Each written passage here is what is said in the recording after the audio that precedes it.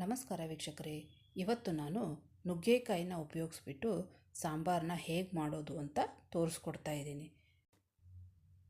ನುಗ್ಗೆಕಾಯಿ ಹೆಲ್ತ್ಗೆ ಎಷ್ಟು ಒಳ್ಳೆಯದೋ ಅಷ್ಟೇ ತಿನ್ನೋದಕ್ಕೂ ಕೂಡ ತುಂಬ ರುಚಿಯಾಗಿರುತ್ತೆ. ಸೊ ಬನ್ನಿ, ಹಾಗಾದರೆ ನುಗ್ಗೆಕಾಯಿನ ಉಪಯೋಗಿಸ್ಬಿಟ್ಟು ನಾವು ಸಾಂಬಾರನ್ನ ಹೇಗೆ ಮಾಡೋದು ಅಂತ ನೋಡ್ಕೊಂಬರೋಣ. ಅದಕ್ಕಿಂತ ಮುಂಚೆ ನಮ್ಮ ಚಾನಲನ್ನು ಸಬ್ಸ್ಕ್ರೈಬ್ ಮಾಡಿಲ್ಲ ಅಂದರೆ ಮಾಡೋದನ್ನು ಮಾತ್ರ ಮರಿಬೇಡಿ. ಬನ್ನಿ, ಹಾಗಾದರೆ ಬೇಗನೆ ಹೋಗಿಬಿಟ್ಟು ನುಗ್ಗೆಕಾಯಿನ ಉಪಯೋಗಿಸ್ಬಿಟ್ಟು ಸಾಂಬಾರನ್ನ ಹೇಗೆ ಮಾಡ್ಕೊಳ್ಳೋದು ಅಂತ ನೋಡ್ಕೊಂಬರೋಣ. ನಿಮ್ಮೆಲ್ಲರಿಗೂ ನಮ್ಮ ಚಾನಲ್ಗೆ ಸುಸ್ವಾಗತ. ಮೊದಲಿಗೆ ನಾನು ಬೇಳೆನ ಬೇಯಕ್ಕಿಟ್ಕೋತೀನಿ. ಸೊ ನಾನಿಲ್ಲಿ 3/4 ಕಪ್ನಷ್ಟು ತೊಗರಿಬೇಳೆನ ತೊಗೊಂಡಿದ್ದೀನಿ. ಸೊ ಇದಕ್ಕೆ ಸ್ವಲ್ಪ ಬೇಳೆನ ಜಾಸ್ತಿ ತೊಗೋಬೇಕು, ಯಾಕಂದರೆ ಇದು ಸ್ವಲ್ಪ ಗಟ್ಟಿಯಾಗಿದ್ರೇ ತಿನ್ನೋದಕ್ಕೆ ಟೇಸ್ಟ್ ಆಗಿರುತ್ತೆ. ಸೊ ಈಗ ನಾನು ಇದಕ್ಕೆ ನೀರನ್ನ ಹಾಕ್ಕೊಂಡು ಚೆನ್ನಾಗಿ ಇದನ್ನು ಒಂದು 2ರಿಂದ 3 ಸತಿ ವಾಶ್ ಮಾಡ್ಕೋತೀನಿ. ಸೊ ಬೇಳೆನ ಕಡಿಮೆ ಹಾಕಿಬಿಟ್ರೆ ತಿಳಿಯಾಗಿಬಿಡುತ್ತೆ. ಸೊ ಈ ಸಾಂಬಾರನ್ನ ಸ್ವಲ್ಪ ಗಟ್ಟಿಯಾಗಿ ಮಾಡ್ಕೊಂಡ್ರೇ ಚೆನ್ನಾಗಿರುತ್ತೆ. ಸೊ ಈಗ ಚೆನ್ನಾಗಿ ನಾನು ಇಲ್ಲಿ ಒಂದು 3 ಸತಿ ತೊಳ್ಕೊಂಡಿದ್ದೀನಿ. ಈಗ ಇದಕ್ಕೆ ನಾನಿಲ್ಲಿ 2.5 ಕಪ್ನಷ್ಟು ನೀರನ್ನ ಹಾಕೋತಾ ಇದ್ದೀನಿ. ಸೊ ನೀರನ್ನ ನೀವು ನೋಡಿಬಿಟ್ಟು ಹಾಕ್ಕೊಳ್ಳಿ. ನಾನಿಲ್ಲಿ 2.5 ಕಪ್ನಷ್ಟು ಉಪಯೋಗಿಸ್ಕೊಂಡಿದ್ದೀನಿ. ಹಾಗೆ ಇದಕ್ಕೆ ನಾನಿಲ್ಲಿ ಒಂದು 2 ಹಸಿರು ಮೆಣಸಿನ್ಕಾಯಿನ ಹಾಕೋತಾ ಇದ್ದೀನಿ. ಹಾಗೆ ಇಲ್ಲಿ ನಾನು 2 ಟೊಮೆಟೊನ ಸಣ್ಣದಾಗಿ ಕಟ್ ಮಾಡಿಬಿಟ್ಟು ಹಾಕ್ಕೊಂಡಿದ್ದೀನಿ.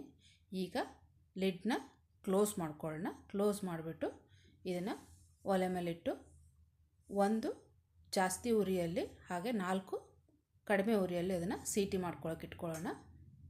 ಸೊ ಈಗ ನಾನಿಲ್ಲಿ ಒಂದು 1/4 ಕಪ್ನಷ್ಟು ನೀರನ್ನ ತೊಗೊಂಡಿದ್ದೀನಿ. ಅದಕ್ಕೆ ಸ್ವಲ್ಪ ಹುಣಸೆಹಣ್ಣು ಹಾಕಿಬಿಟ್ಟು ನಾನು ಅದನ್ನು ಒಂದು 10 ನಿಮಿಷ ನೆನೆಯೋಕೆ ಬಿಡ್ತೀನಿ. ಈಗ ನಾನಿಲ್ಲಿ ಒಂದು 6 ನುಗ್ಗೆಕಾಯಿನ ನಾನಿಲ್ಲಿ ತೊಗೊಂಡಿದ್ದೀನಿ. ಚೆನ್ನಾಗಿ ವಾಶ್ ಮಾಡಿಬಿಟ್ಟು ತೊಗೊಂಡಿದ್ದೀನಿ. ಈ ರೀತಿಯಾಗಿ ಅದನ್ನು ಕಟ್ ಮಾಡಿಬಿಟ್ಟು ಇಟ್ಕೊಂಡಿದ್ದೀನಿ. ನಮ್ಮದು ಫಿಂಗರ್ ಇರ್ತಲ್ವ, ಆ ಸೈಜಲ್ಲಿ ನಾನು ಇದನ್ನು ಕಟ್ ಮಾಡ್ಕೊಂಡಿದ್ದೀನಿ. ಈಗ ನಾವು ಒಲೆ ಮೇಲೆ ಒಂದು ಪಾತ್ರೆನ ಇಟ್ಬಿಟ್ಟು ಅದಕ್ಕೆ ನಾನಿಲ್ಲಿ ನೀರನ್ನ ಹಾಕೋತಾ ಇದ್ದೀನಿ. ನೀರನ್ನ ಹಾಕಿ ಅದನ್ನು ಸ್ವಲ್ಪ ಕಾಯೋಕ್ಕೆ ಬಿಡೋಣ. ಅದಕ್ಕಾದ ನಂತರ ಈಗ ನಾವು ಮುಂಚೆನೇ ಕಟ್ ಮಾಡಿ ಇಟ್ಕೊಂಡಿರ್ತೀವಲ್ವ, ಆ ನುಗ್ಗೆಕಾಯಿನ ಅದಕ್ಕೆ ಹಾಕ್ಕೊಳ್ಳೋಣ. ಈಗ ನಾನು ನುಗ್ಗೆಕಾಯಿನ ಅದಕ್ಕೆ ಹಾಕ್ಕೊಂಡಿದ್ದೀನಿ. ಈಗ ಏನು ಮಾಡಬೇಕು, ಅದು ಚೆನ್ನಾಗಿ ಕುದಿಸ್ಬೇಕು. ಅಂದರೆ ಸ್ವಲ್ಪ ಮೆತ್ತಗಾಗಬೇಕು. ಅಲ್ಲಿವರೆಗೂ ಅವನ್ನ ನಾವು ನೀರಲ್ಲಿ ಬೇಯಿಸ್ಕೋಬೇಕಾಗತ್ತೆ. ನೀವು ಕುಕ್ಕರ್ನಲ್ಲಿಟ್ಬಿಟ್ರೆ ತುಂಬ ಜಾಸ್ತಿ ಬೆಂದುಬಿಡುತ್ತೆ. ಸೊ ಅದು ಟೇಸ್ಟ್ ಅಷ್ಟು ಚೆನ್ನಾಗಿ ಬರೋಲ್ಲ. ಸೊ ಅದಕ್ಕೇ ಹೀಗೆ ಓಪನ್ನಾಗಿ ನೀವು ಬೇಯಿಸ್ಕೊಂಡ್ರೆ ನಮ್ಗೆ ಎಷ್ಟು ಬೇಕೋ ಅಷ್ಟು ನಾವು ಅದನ್ನು ಬೇಯಿಸ್ಕೋಬೋದು. ಸೊ ನೋಡಿ, ಈಗ ಚೆನ್ನಾಗಿ ಇದು ಕುದ್ದಿದೆ, ಆಮೇಲೆ ಚೆನ್ನಾಗಿ ಬೆಂದಿದೆ. ನಮಗೆ ಎಷ್ಟು ಬೇಕೋ ಅಷ್ಟು ನಾನಿಲ್ಲಿ ಬೇಯಿಸ್ಕೊಂಡಿದ್ದೀನಿ. ಒಂದನ್ನು ನಾನು ನಿಮಗೆ ಅದನ್ನು ಕಟ್ ಮಾಡಿಬಿಟ್ಟು ತೋರಿಸ್ತಾ ಇದ್ದೀನಿ. ನೋಡಿ, ಈ ರೀತಿ ಇಷ್ಟೇ ಬಂದರೆ ಸಾಕು. ಯಾಕೆ ಮತ್ತೆ ನಾವು ಸಾರಲ್ಲಿ ಹಾಕಿಬಿಟ್ಟು ಮತ್ತೆ ಕುದಿಸೋದ್ರಿಂದ ಅದು ಕರೆಕ್ಟಾಗಿ ಬೇಯುತ್ತೆ. ಸೊ ಅದಕ್ಕೋಸ್ಕರ ಇಲ್ಲಿ ಇಷ್ಟು ನಾವು ಬೇಯಿಸ್ಕೊಂಡ್ರೆ ಸಾಕು. ಈಗ ಗ್ಯಾಸ್ನ ಆಫ್ ಮಾಡಿಕೊಂಡು ಆ ನುಗ್ಗೆಕಾಯಿ ಎಲ್ಲ ಇರುತ್ತಲ್ಲ ಅದನ್ನೆಲ್ಲ ತಕ್ಕೊಂಡ್ಬಿಟ್ಟು ಒಂದು ತಟ್ಟೆಗೆ ನಾನಿಲ್ಲಿ ಹಾಕೋತಾ ಇದ್ದೀನಿ. ಸೊ ಈಗ ನುಗ್ಗೆಕಾಯಿನ ಹಾಕ್ಕೊಂಡ್ಮೇಲೆ ನೀರನ್ನು ಅದನ್ನು ಕುದಿಸಿರ್ತಿರ್ವಲ್ವ, ಆ ನೀರನ್ನ ಚೆಲ್ಲೋಕೆ ಹೋಗಬೇಡಿ. ಅದನ್ನು ನಾವು ಸಾರಿಗೆ ಹಾಕ್ಕೊಳ್ಳೋಕ್ಕೆ ಉಪಯೋಗ ಆಗುತ್ತೆ ಮತ್ತು ಅದರಿಂದ ಟೇಸ್ಟ್ ಕೂಡ ತುಂಬ ಚೆನ್ನಾಗಿ ಬರುತ್ತೆ. ಸೊ ಅದನ್ನು ಪಕ್ಕಕ್ಕೆ ಎತ್ತಿಟ್ಕೊಳ್ಳಿ. ನಿಮ್ಗೆ ಎಷ್ಟು ಬೇಕೋ ಅಷ್ಟು ನೀವು ಮುಂದೆ ಉಪಯೋಗಿಸ್ಕೋಬೋದು. ನೋಡಿ, ಈಗ ಕುಕ್ಕರ್ ಆಗಿದೆ. ಈಗ ಬೇಳೆ ಚೆನ್ನಾಗಿ ನೋಡಿ ಎಷ್ಟು ಚೆನ್ನಾಗಿ ಬೆಂದಿದೆ ಅಂತ. ಇಷ್ಟು ಬೇಯಬೇಕು. ಸೊ ಅದು ಫುಲ್ಲು ಮ್ಯಾಶ್ ಆಗಬೇಕು, ಅಲ್ಲಿವರೆಗೂ ಅದು ಬೇಯಿಸ್ಕೋಬೇಕು ನಾವು. ಸೊ ನೋಡಿ, ಈಗ ಚೆನ್ನಾಗಿ ನಾನು ಕೈ ಆಡಿಸ್ಕೊಂಡಿದ್ದೀನಿ.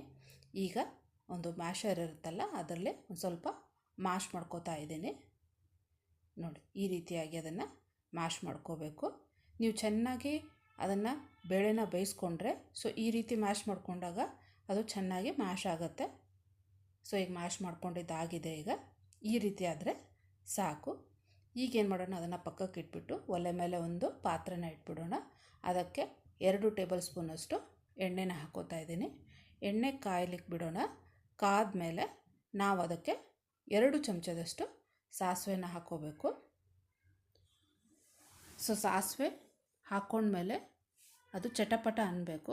ಆಮೇಲೆ ನಾವು ನೋಡಿ, ಈಗ ಚಟಪಟ ಅಂದಿದೆ. ಈಗ ಈಗೇನು ಮಾಡೋಣ, ಇದಕ್ಕೆ ಒಂದು 1 ಚಮಚದಷ್ಟು ಅರಿಶಿನ ಪುಡಿನ ಹಾಕೋತಾ ಇದ್ದೀನಿ. ಹಾಗೆ ಒಂದು 2 ಚಿಟಿಕೆಯಷ್ಟು ನಾನಿಲ್ಲಿ ಇಂಗಿನ ಪುಡಿ ಇರುತ್ತಲ್ವ ಅದನ್ನು ಹಾಕೋತಾ ಇದ್ದೀನಿ. ಹಾಗೆ ಒಂದು ಸ್ವಲ್ಪ ಕರಿಬೇವಿನ ಸೊಪ್ಪನ್ನ ಹಾಕೋತಾ ಇದ್ದೀನಿ. ಇದಕ್ಕೆಲ್ಲ ಗ್ಯಾಸ್ನ ಸಣ್ಣ ಇಟ್ಕೊಳ್ಳಿ ಇದನ್ನು ಮಾಡಬೇಕಾದ್ರೆ. ಹಾಗೆ ಈಗ ನಾವೇನು ಮಾಡಬೇಕು, ಮುಂಚೆನೇ ಬೇಯಿಸ್ಕೊಂಡಿರ್ತೀವಲ್ವ ನುಗ್ಗೆಕಾಯಿನ, ಅದನ್ನು ನಾವು ಹಾಕ್ಕೋಬೇಕು. ಹಾಕ್ಕೊಂಡು ಒಂದು 2 ನಿಮಿಷ ಎಣ್ಣೆಯಲ್ಲಿ ಅದನ್ನು ಫ್ರೈ ಮಾಡಿಕೊಂಡ್ರೆ ಸಾಕು. ಏಕೆಂದರೆ ಆಲ್ರೆಡಿ ಅದು ಚೆನ್ನಾಗಿ ಬೆಂದಿರುತ್ತೆ. ಸೊ ಅದನ್ನು ಸುಮ್ಮನೆ 2 ನಿಮಿಷ ನಾವು ಎಣ್ಣೆಯಲ್ಲಿ ಫ್ರೈ ಮಾಡ್ಕೋಬೇಕು. ನೋಡಿ, ಫ್ರೈ ಮಾಡ್ಕೊಂಡಿದ್ದಾಗಿದೆ. ಈಗೇನು ಮಾಡೋಣ, ನಾವು ಬೇಯಿಸ್ಕೊಂಡಿರ್ತೀವಲ್ಲ ಬೇಳೆನ, ಅದನ್ನು ಇದಕ್ಕೆ ಹಾಕ್ಕೊಳ್ಳೋಣ. ನಾನು ಕುಕ್ಕರ್ಗೆ ಒಂದು 1/4 ಕಪ್ನಷ್ಟು ನೀರು ಹಾಕಿಬಿಟ್ಟು ಅದನ್ನು ಮತ್ತೆ ಇದಕ್ಕೆ ಹಾಕೋತಾ ಇದ್ದೀನಿ. ಈಗ ಒಂದು ಸತಿ ಚೆನ್ನಾಗಿ ಅದನ್ನು ಕೈ ಆಡಿಸ್ಕೋಬೇಕು. ಸೊ ಕೈ ಆಡಿಸ್ಕೊಂಡಿದ್ದಾಗಿದೆ. ನೋಡಿ, ಇಲ್ಲ ನನಗೆ ಸ್ವಲ್ಪ ಗಟ್ಟಿ ಅನ್ನಿಸ್ತಾ ಇದೆ. ಅದಕ್ಕೆ ಏನು ಮಾಡ್ತಾಯಿದ್ದೀನಿ, ನಾನು ಇಲ್ಲಿ ಮುಂಚೆನೇ ನಾವೇನು ಬೇಯಿಸ್ಕೊಂಡಿರ್ತೀವಲ್ಲ ನುಗ್ಗೆಕಾಯಿನ, ಆ ನೀರನ್ನೇನು ಎತ್ತಿಟ್ಕೊಂಡಿರ್ತೀವಲ್ವ ಅದನ್ನು ನಮಗೆ ಎಷ್ಟು ಬೇಕೋ ಅಷ್ಟು ನಾನಿಲ್ಲಿ ಹಾಕ್ಕೋತಾ ಇದ್ದೀನಿ. ಹಾಕ್ಕೊಂಡ್ಬಿಟ್ಟು ಅದನ್ನು ಕೂಡ ನಾವು ಚೆನ್ನಾಗಿ ಒಂದು ಸತಿ ಕೈ ಆಡಿಸ್ಕೊಂಡ್ಬಿಡೋಣ. ಸೊ ಇಷ್ಟು ನೀರು ಹಾಕಿದರೆ ಸಾಕು, ತುಂಬ ತೆಳು ಮಾಡ್ಕೊಳಕ್ಕೆ ಹೋಗಬೇಡಿ. ಈಗ ಇದಕ್ಕೆ ರುಚಿಗೆ ತಕ್ಕಷ್ಟು ನಾನಿಲ್ಲಿ ಉಪ್ಪನ್ನ ಹಾಕ್ಕೋತಾ ಇದ್ದೀನಿ. ಸೊ ಇದಕ್ಕೆ ನೀವೇನಾದರೂ ಜಾಸ್ತಿ ನೀರು ಹಾಕ್ಕೊಂಡ್ಬಿಟ್ರೆ ತುಂಬ ತೆಳುವಾಗಿ ಸಾರಾಗುತ್ತೆ. ಸೊ ಅದಕ್ಕೋಸ್ಕರ ತುಂಬ ನೀರೇನು ಹಾಕ್ಕೊಳ್ಳೋಕೆ ಹೋಗಬೇಡಿ, ಸ್ವಲ್ಪ ಗಟ್ಟಿಯಾಗಿ ಇದ್ರೇ ಚೆನ್ನಾಗಿರುತ್ತೆ. ಈಗ ನಾನು ಇದಕ್ಕೆ 1 ಚಮಚದಷ್ಟು ಖಾರದ ಪುಡಿನ ಹಾಕ್ಕೋತಾ ಇದ್ದೀನಿ. ನೀವು ನಿಮಗೆ ಎಷ್ಟು ಖಾರ ಬೇಕೋ ಅಷ್ಟು ನೋಡಿಬಿಟ್ಟು ಹಾಕ್ಕೊಳ್ಳಿ. ಹಾಗೆ ಒಂದು 2 ಚಮಚದಷ್ಟು ಇಲ್ಲಿ ನಾನು ಮನೆಯಲ್ಲೇ ಮಾಡ್ಕೊಂಡಿರುವಂಥ ಸಾಂಬಾರು ಮಸಾಲಾನ ಹಾಕ್ಕೋತಾ ಇದ್ದೀನಿ. ನಿಮ್ಮ ಮನೇಲಿ ಯಾವುದಿರುತ್ತೋ ಅದನ್ನು ನೀವು ಉಪಯೋಗಿಸಿ. ಈಗ ಚೆನ್ನಾಗಿ ಒಂದು ಸತಿ ಕಲಿಸ್ಕೊಂಡ್ಬಿಡೋಣ. ಈಗ ಕಲಿಸ್ಕೊಂಡಿದ್ದಾಗಿದೆ. ಈಗ ನಾನಿಲ್ಲಿ ಖಾರದ ಪುಡಿನ ಸ್ವಲ್ಪ ಹಾಕ್ಕೊಂಡಿರೋದು, ಯಾಕಂದರೆ ಮುಂಚೆನೇ ನಾನು 2 ಹಸಿರು ಮೆಣಸಿನ್ಕಾಯಿನ ಹಾಕ್ಕೊಂಡಿದ್ದೀನಲ್ವ, ಅದಕ್ಕೆ 1 ಚಮಚ ಅಷ್ಟೇ ನಾನು ಹಾಕ್ಕೊಂಡಿರೋದು.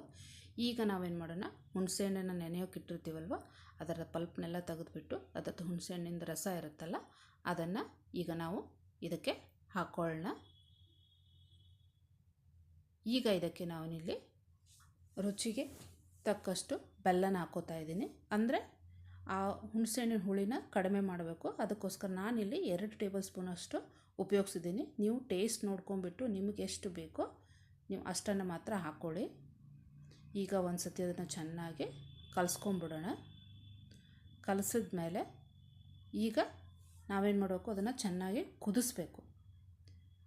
ಸೊ ಅದಕ್ಕೋಸ್ಕರ ನಾವೇನು ಮಾಡೋಣ, ಇದನ್ನು ಚೆನ್ನಾಗಿ ಕುದಿಯೋಕೆ ಬಿಡೋಣ. ಸೊ ಒಂದು ಅಪ್ರಾಕ್ಸಿಮೇಟ್ಲಿ ಒಂದು 10 ಮಿನಿಟ್ಸ್ ಆದರೂ ಅದು ಚೆನ್ನಾಗಿ ಕುದಿಬೇಕು. ನೀವು ಸ್ವಲ್ಪ ನೀರು ಜಾಸ್ತಿ ಹಾಕಿದರೆ ಇನ್ನೂ ಸ್ವಲ್ಪ ಹೊತ್ತು ಕುದಿಸ್ಬೇಕಾಗತ್ತೆ, ಯಾಕಂದರೆ ಸ್ವಲ್ಪ ಗಟ್ಟಿ ಆಗಬೇಕಲ್ವ, ಅದಕ್ಕೋಸ್ಕರ. ಸೊ 10 ನಿಮಿಷ ಚೆನ್ನಾಗಿ ನಾವು ಇದನ್ನು ಕುದಿಸ್ಕೊಳ್ಳೋಣ. ಈಗೇನು ಮಾಡೋಣ, ಇದಕ್ಕೆ 10 ನಿಮಿಷ ಆಗಿದೆ. ಈಗ ಕುದಿಯೋಕೆ ಬಿಟ್ಟು ಈಗ ನಾನು ಇದಕ್ಕೆ ಹೆಚ್ಕೊಂಡಿರುವಂಥ ಕೊತ್ತಂಬರಿ ಸೊಪ್ಪನ್ನ ನಾನಿಲ್ಲಿ ಹಾಕೋತಾ ಇದ್ದೀನಿ. ನಾನಿಲ್ಲಿ ಒಂದು ಹಿಡಿಯಷ್ಟು ಉಪಯೋಗಿಸಿದ್ದೀನಿ. ನಿಮಗೆ ಎಷ್ಟು ಬೇಕೋ ಅಷ್ಟನ್ನು ನೀವು ಹಾಕ್ಕೊಳ್ಳಿ. ಈಗ ಚೆನ್ನಾಗಿ ಒಂದು ಸತಿ ಕಲಿಸ್ಕೊಂಬಿಡೋಣ. ನೋಡಿ, ಈ ರೀತಿ ಚೆನ್ನಾಗಿ ಅದನ್ನು ಕಲಿಸ್ಬಿಟ್ಟು ಮತ್ತೆ ಇದನ್ನು ಒಂದು 5 ನಿಮಿಷ ನಾವು ಕುದಿಯೋಕೆ ಬಿಡಬೇಕು. ಈಗ ಅದನ್ನು ಕುದಿಸ್ಕೊಳ್ಳೋಣ, ಅಂದರೆ ಕೊತ್ತಂಬರಿ ಸೊಪ್ಪು ಹಾಕಿರ್ತೀವಲ್ವ ಅದರ ಟೇಸ್ಟು ಸಾಂಬಾರಿಗೆ ಬರಲಿ ಅಂತ. ಸೊ 5 ನಿಮಿಷ ಅದನ್ನು ಚೆನ್ನಾಗಿ ಕುದಿಯೋಕೆ ಬಿಡೋಣ.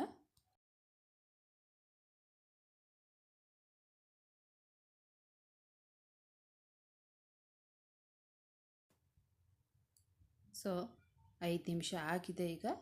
ಸೊ ನುಗ್ಗೆಕಾಯಿ ಸಾಂಬಾರು ರೆಡಿಯಾಗಿದೆ. ಈಗೇನು ಮಾಡೋಣ, ನಾವು ಗ್ಯಾಸ್ನ ಆಫ್ ಮಾಡ್ಕೊಂಬಿಡೋಣ. ಇಷ್ಟು ಗಟ್ಟಿ ಆದರೆ ಸಾಕು. ನಿಮ್ಗೆ ಇನ್ನೂ ಸ್ವಲ್ಪ ಗಟ್ಟಿ ಬೇಕಂದ್ರೂ ಮಾಡ್ಕೋಬೋದು, ಆದರೆ ತೆಳು ಮಾಡ್ಕೊಳ್ಳೋಕೆ ಹೋಗಬೇಡಿ.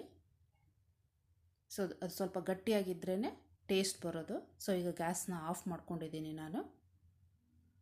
ಸೊ ನೋಡಿದ್ರಲ್ಲ ವೀಕ್ಷಕರೇ, ನುಗ್ಗೆಕಾಯಿನ ಉಪಯೋಗಿಸ್ಬಿಟ್ಟು ಸಾಂಬಾರನ್ನ ಹೇಗೆ ಮಾಡ್ಕೊಳ್ಳೋದು ಅಂತ. ನೀವು ಬಿಸಿ ಬಿಸಿ ಅನ್ನದ ಜೊತೆ ಸಾಂಬಾರು ಮೇಲ್ಗಡೆ ತುಪ್ಪ ಹಾಕ್ಕೊಂಡು ತಿಂತಾಯಿದ್ರೆ ತುಂಬ ಸಖತ್ತಾಗಿರುತ್ತೆ. ಮತ್ತು ಇದು ನುಗ್ಗೆಕಾಯಿ ಹೆಲ್ತ್ ಕೂಡ ಅಷ್ಟೇ ಒಳ್ಳೆಯದು, ತಿನ್ನೋದಕ್ಕೂ ಕೂಡ ಅಷ್ಟೇ ರುಚಿಯಾಗಿರುತ್ತೆ. ಸೊ ಒಮ್ಮೆ ಈ ರೆಸಿಪಿನ ಮನೆಯಲ್ಲೇ ಟ್ರೈ ಮಾಡಿ ನೋಡಿ ವೀಕ್ಷಕರೇ. ಎಲ್ಲರೂ ನುಗ್ಗೆಕಾಯಿನ ಉಪಯೋಗಿಸ್ಬಿಟ್ಟು ಮಾಡ್ತಾರೆ, ಅವ್ರವ್ರು ಮಾಡೋ ರೀತಿ ಚೇಂಜ್ ಇರುತ್ತೆ. ಸೊ ಅದರಿಂದ ಟೇಸ್ಟ್ ಕೂಡ ಚೇಂಜ್ ಆಗುತ್ತೆ.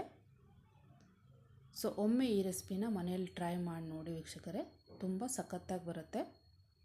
ಸೊ ನೋಡಿದ್ರಲ್ಲ ವೀಕ್ಷಕರೇ, ಮನೆಯಲ್ಲೇ ನುಗ್ಗೆಕಾಯಿನ ಉಪಯೋಗಿಸ್ಬಿಟ್ಟು ಸಾಂಬಾರನ್ನ ಹೇಗೆ ಮಾಡೋದು ಅಂತ. ಈ ರೆಸಿಪಿ ನಿಮಗೆ ಇಷ್ಟ ಆಗಿದ್ದರೆ ಲೈಕ್ ಮಾಡಿ, ಶೇರ್ ಮಾಡಿ, ಹಾಗೆ ನಮ್ಮ ಚಾನಲನ್ನು ಸಬ್ಸ್ಕ್ರೈಬ್ ಮಾಡೋದನ್ನು ಮಾತ್ರ ಮರಿಬೇಡಿ. ಮುಂದಿನೊಂದು ಹೊಸ ರೆಸಿಪಿಯೊಂದಿಗೆ ಮತ್ತೆ ನಾನು ನಿಮ್ಮನ್ನು ಭೇಟಿಯಾಗ್ತೀನಿ. ಅಲ್ಲಿವರೆಗೂ ಎಲ್ಲರಿಗೂ ಧನ್ಯವಾದಗಳು. Thank you for watching.